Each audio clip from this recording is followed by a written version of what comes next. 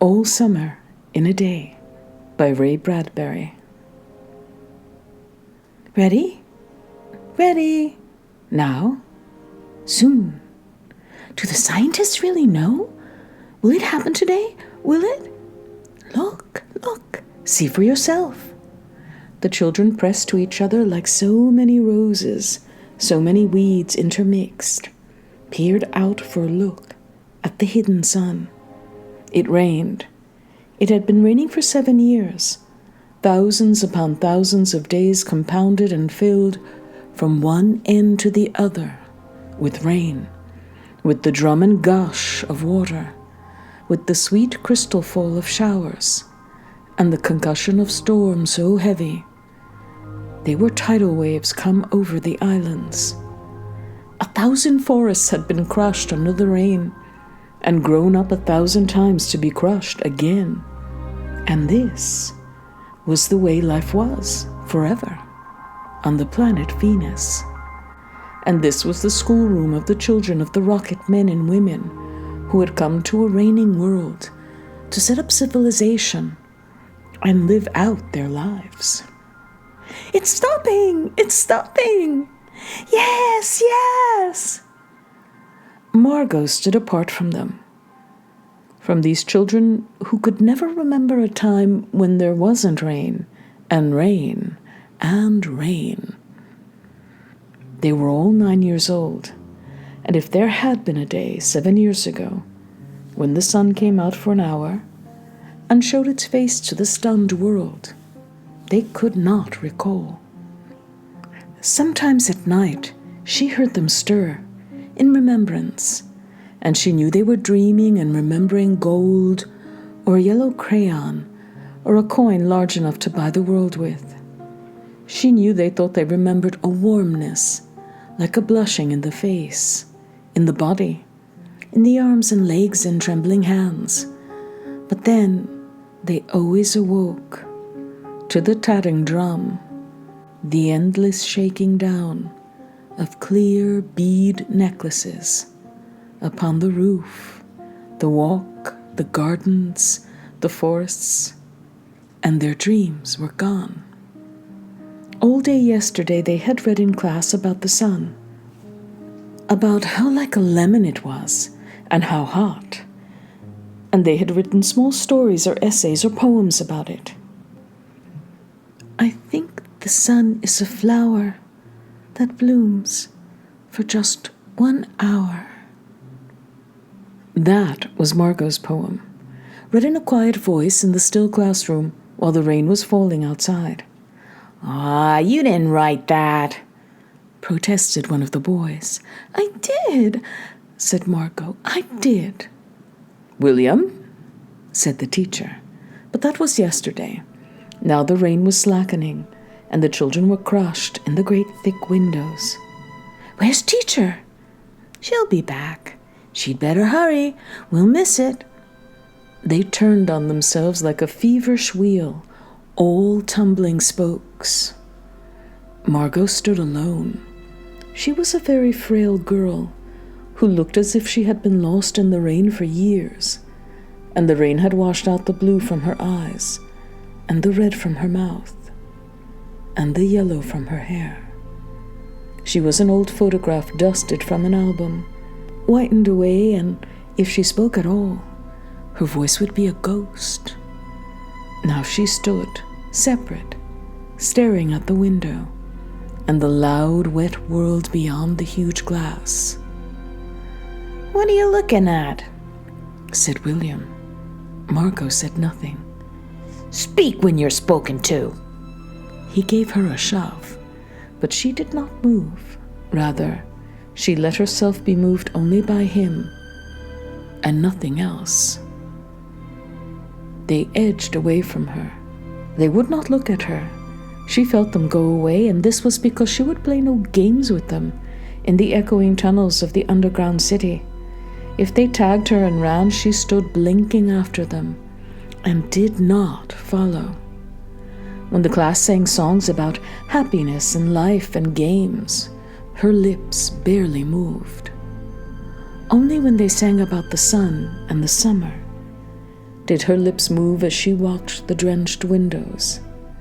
And then, of course, the biggest crime of all was that she had come here only 5 years ago, from Earth. And she remembered the sun and the way the sun was and the sky was when she was 4 in Ohio. And they had been on Venus all their lives, and they had been only 2 years old when last the sun came out, and had long since forgotten the color and heat of it, and the way it really was. But Margot remembered. "It's like a penny," she said once, eyes closed. "No, it's not," the children cried. "It's like a fire," she said, "in the stove." "You're lying, you don't remember," cried the children. But she remembered, and stood quietly apart from all of them, and watched the patterning windows. And once, a month ago, she had refused to shower in the school shower rooms, had clutched her hands to her ears and over her head, screaming the water mustn't touch her head. So after that, dimly, she sensed it. She was different, and they knew her difference, and kept away. There was talk that her father and mother were taking her back to Earth next year. It seemed vital to her that they do so, though it would mean the loss of thousands of dollars to her family.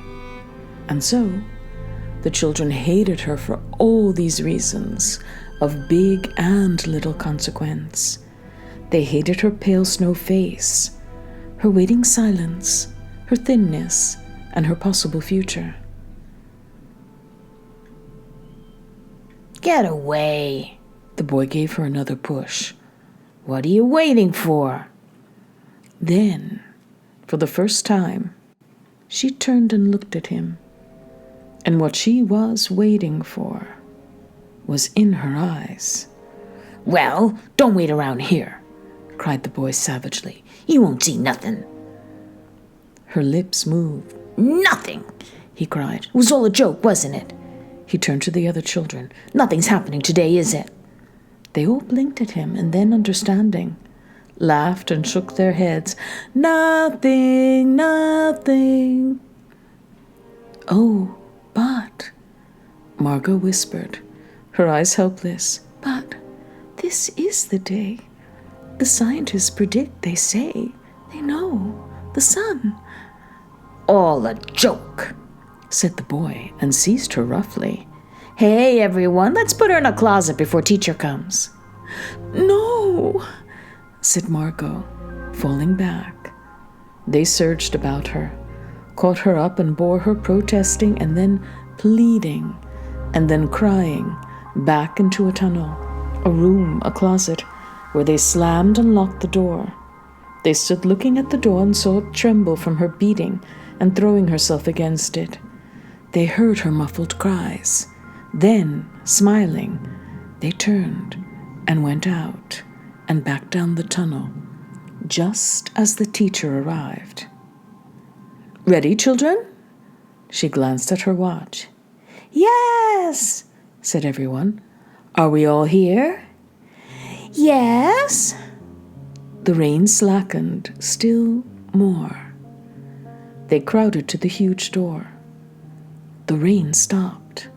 It was as if, in the midst of a film concerning an avalanche, a tornado, a hurricane, a volcanic eruption, something had first gone wrong with the sound apparatus, thus muffling and finally cutting off all noise, all of the blasts and repercussions and thunders, and then, second, ripped the film from the projector and inserted in its place a peaceful tropical slide which did not move or tremor. The world ground to a standstill. The silence was so immense and unbelievable that you felt your ears had been stuffed or you had lost your hearing altogether. The children put their hands to their ears. They stood apart. The door slid back and the smell of the silent, waiting world came into them. The sun came out. It was the color of flaming bronze, and it was very large, and the sky around it was a blazing blue tile color, and the jungle burned with sunlight as the children, released from their spell, rushed out, yelling, into the springtime. "Now don't go too far," called the teacher after them. "You've only got 2 hours, you know. You wouldn't want to get caught out." But they were running and turning their faces up to the sky and feeling the sun on their cheeks like a warm iron. They were taking off their jackets and letting the sun burn their arms. "Oh, it's better than the sun lamps, isn't it? Much, much better." They stopped running and stood in the great jungle that covered Venus, that grew and never stopped growing, tumultuously, even as you watched it. It was a nest of octopi clustering up great arms of flesh like weed, wavering, flowering in this brief spring. It was the color of rubber and ash, this jungle, from the many years without sun. It was the color of stones and white cheeses and ink. And it was the color of the moon. The children lay out laughing on the jungle mattress and heard it sigh and squeak under them, resilient and alive. They ran among the trees. They slipped and fell. They pushed each other. They played hide and seek and tag, but most of all, they squinted at the sun until tears ran down their faces.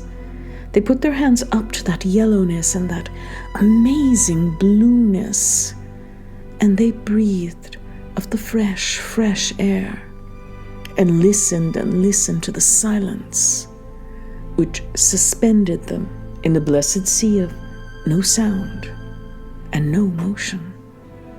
They looked at everything and savored everything. Then, wildly, like animals escaped from their caves, they ran and ran in shouting circles. They ran for an hour and did not stop running. And then, in the midst of their running, one of the girls wailed. Everyone stopped. The girl, standing in the open, held out her hand. "Look, look," she said, trembling. They came to look at her opened palm. In the center of it, cupped and huge, was a single raindrop. She began to cry, looking at it. They glanced quietly at the sky. "Oh, oh." A few cold drops fell on their noses and their cheeks and their mouths. The sun faded behind a stir of mist. A wind blew around them. They turned and started to walk back toward the underground house, their hands at their sides, their smiles vanishing away. A boom of thunder startled them, and like leaves before a new hurricane, they tumbled upon each other and ran. Lightning struck 10 miles away, 5 miles away, a mile, a half mile. The sky darkened into midnight in a flash. They stood in the doorway of the underground for a moment, until it was raining hard. Then they closed the door and heard the gigantic sound of the rain, falling in tons and avalanches, everywhere and forever. "Will it be 7 more years?" "Yes, 7. Then one of them gave a little cry. "Margot!" "What?" "She's still in the closet where we locked her." "Margot!" They stood as if someone had driven them, like so many stakes, into the floor. They looked at each other and then looked away. They glanced out at the world that was raining now and raining steadily.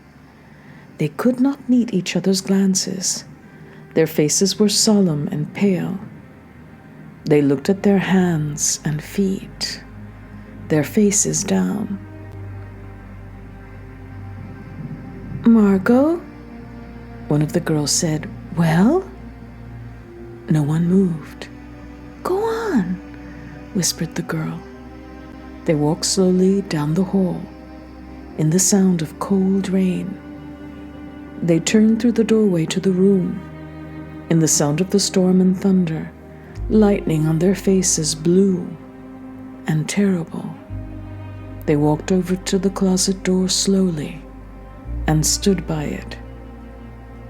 Behind the closet door was only silence. They unlocked the door even more slowly and let Margot out.